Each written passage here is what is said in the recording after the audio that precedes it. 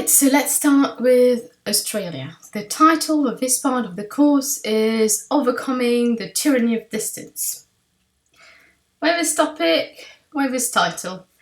So a few years ago, in 2012, the Australian government, headed by Julia Gillard, you can see here, published a white paper. So what's a white paper? A white paper is an official report on a particular subject, giving details on future government action. Okay, so an official report. So this white paper, published in 2012, was about Australia's links with Asia, and it was entitled Australia in the Asian Century. So the report started with the following words. Asia's rise is changing the world. This is the defining feature of the 21st century, the Asian century. These developments have profound implications for people everywhere.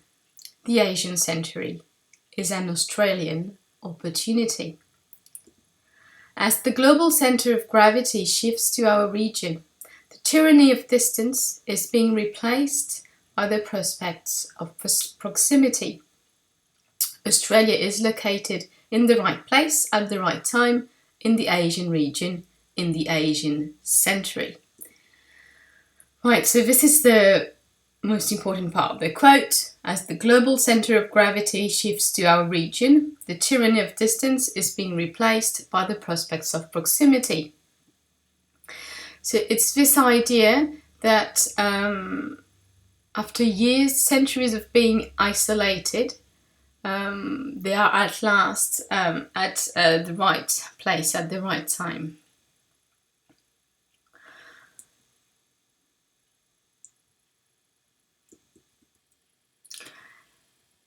But this feeling that they were not at the right place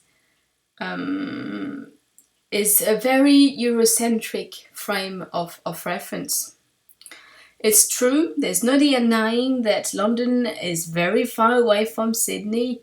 It's 17,000 kilometers away, and it takes a long time to get there, a minimum of 24 hours if you are very lucky.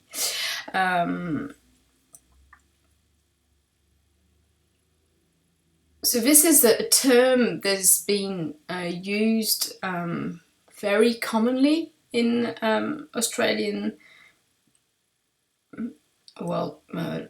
media, by politicians, etc. So it's a very common term, the tyranny of distance. And in fact, it's a book that was written 50 years ago.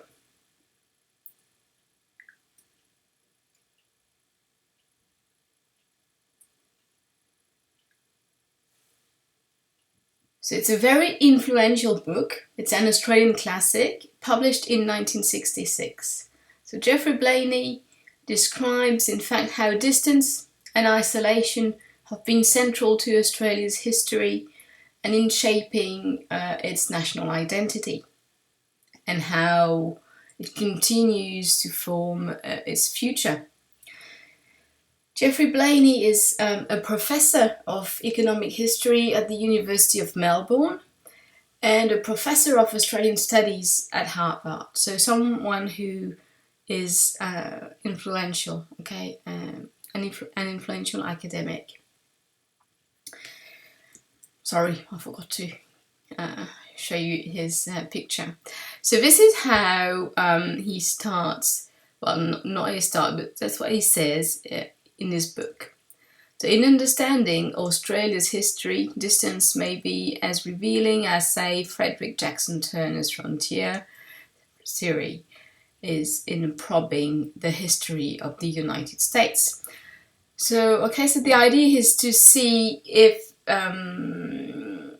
this tyranny of distance is as revealing as the frontier theory for the United States. Remember the frontier theory is this theory developed by Turner, who stated that a westward expansion, the conquest of the far west, accounted for the distinctiveness of American culture. And so there's also a similarity in those two theories, is that like Turner's theory, Blaney's theory on the tyranny of distance is not without its critics, but it's the same for every influential theory. But what we need to do to understand why he chose this term is to put this theory into context. So as I said before, the book was published in 1966. So how isolated from Europe was Australia at the time? I'll quote here another historian, Graham Davison, who is an emeritus professor of history at Monash University. It's also a university in Melbourne, it's an important one. So, distance from Europe. So he talks about transport. When I bought my copy, I had just returned from England on a British Airways Boeing 707, a journey of 1.5 days. 2 years earlier, the outward journey had taken me 4.5 weeks, more than a month, by a piano liner, so by boat, and that stopped at Fremantle, Colombo, Bombay, Aden, Suez, Port Said, and Naples. And he also mentioned how fast news was travelling. News as well as people could now travel more quickly. So that's in 1966. With luck, Blaney noted towards the end of his book, someone who posted a letter on Sunday could receive from London a letter in reply by the end of the same week. Alas, my luck was out, and the AML letter I wrote from Oxford a week or so earlier announcing my time of arrival did not drop into my parents' letterbox until I had already stepped into the tarmac at Essendon Airport. So really at the time there was this notion or this feeling that perhaps the tyranny of distance was becoming perhaps less of an issue, but it still was an issue. And the other element that you need to understand is the place that the Indigenous Australians had in Australian society at the time. Right, so I'm just going to talk briefly about the 1967 referendum.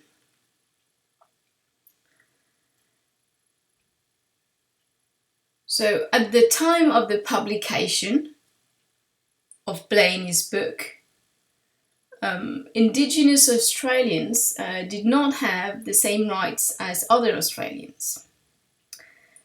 So their point of view really is not taken into account in the book, and this notion of tyranny of distance, it really was something that was felt by European Australians, not by native Australians, of course. So I've added the text of the referendum in this slide. It's not really about granting Aborigines the citizenship. The right was already introduced in 1962, but that's what it felt like at the time. Okay, it was about giving Aborigines the same rights as the rest of the population. So this is the text there. Do you approve the proposed law for the alteration of the Constitution entitled An Act to Alter the Constitution so as to omit certain words relating to the people of the Aboriginal race in any state, and so that Aboriginals are to be counted in reckoning the population. So in order to understand this quote, you need to know that Australia is a federal state, okay, like the United States. The federal government is called the Commonwealth Government, and there are 6 states and 10 territories.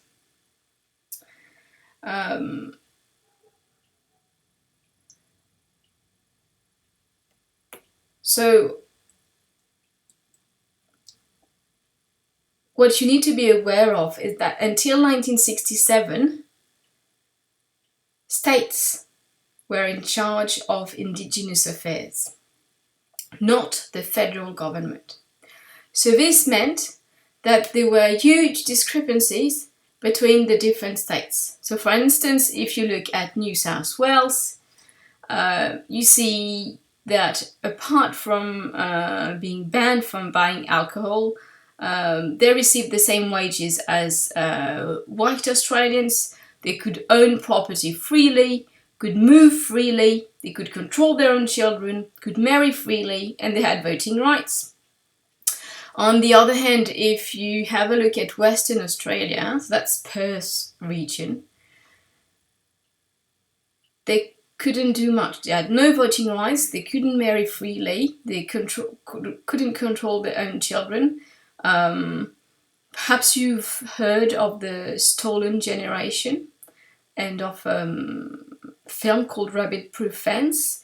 It's quite interesting to watch too, so that you might understand that the state government in Western Australia controlled every aspect of the Aborigines' life. Okay, they couldn't do anything freely. So the idea of this referendum was to make sure that the Aborigines had the same rights and that they could move from Western Australia to New South Wales freely. Okay.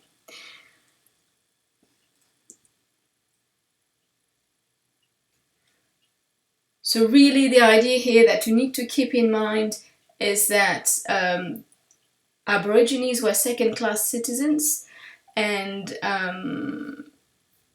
it's important to keep that in mind in order to understand that this tyranny of distance was felt by European Australians and not by the others.